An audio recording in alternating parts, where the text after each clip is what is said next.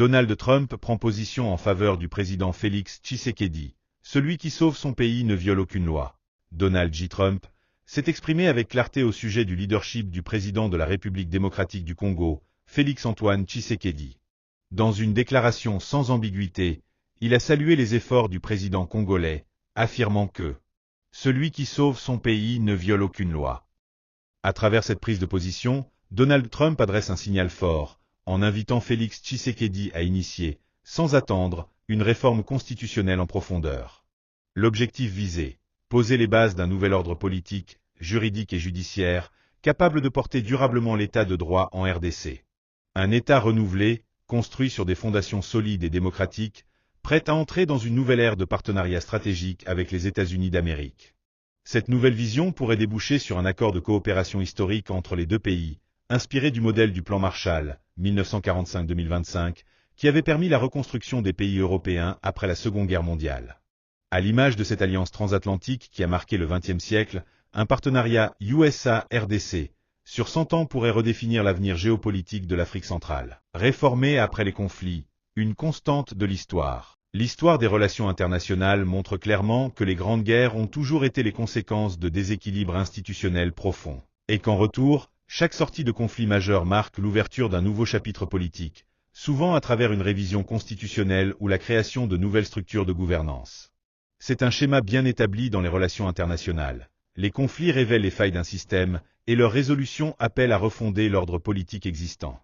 Voici quelques exemples historiques majeurs. Première Guerre mondiale, 1914-1918.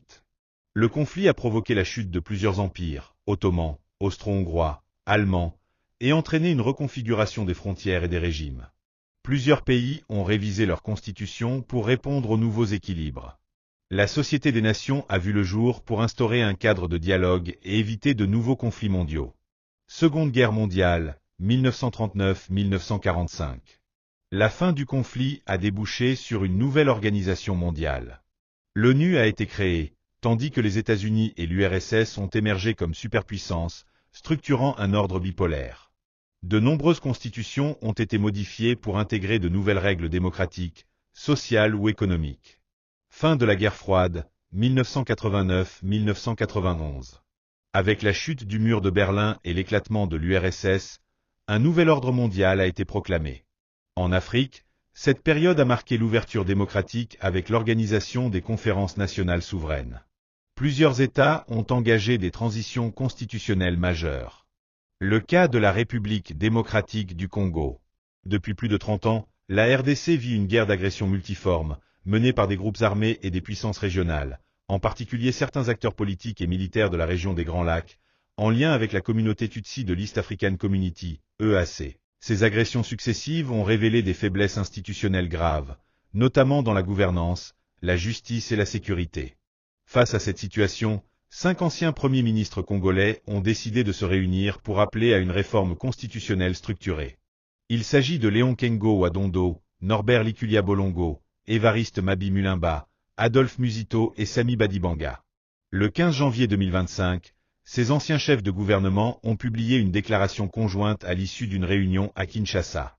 Ils y expriment leur plein soutien à l'initiative du président Félix Tshisekedi, qui envisage la création d'une commission nationale chargée d'évaluer les dysfonctionnements de la Constitution actuelle, promulguée en 2006. Dans leur communiqué, ils affirment que les crises politiques à répétition, les agressions militaires et les chaos institutionnels tirent en grande partie leur origine de failles juridiques non résolues dans la loi fondamentale. Ils estiment qu'il est désormais nécessaire d'engager un processus de réforme courageux, dans l'intérêt supérieur de la nation. Une volonté de contribuer au débat national. Les 5 anciens premiers ministres affirment leur disponibilité à prendre part activement au débat constitutionnel, en apportant leur expérience, leur expertise et leur vision. Ils se disent favorables à des réformes de fond qui permettront de stabiliser durablement les institutions, de renforcer la souveraineté nationale et d'éviter la reproduction des crises. Ils dénoncent par ailleurs les multiples agressions militaires dont la RDC continue d'être victime dans sa partie orientale. Ils saluent les efforts du chef de l'État, tant sur le plan diplomatique que militaire, et l'encouragent à poursuivre cette dynamique jusqu'à la résolution complète de la crise.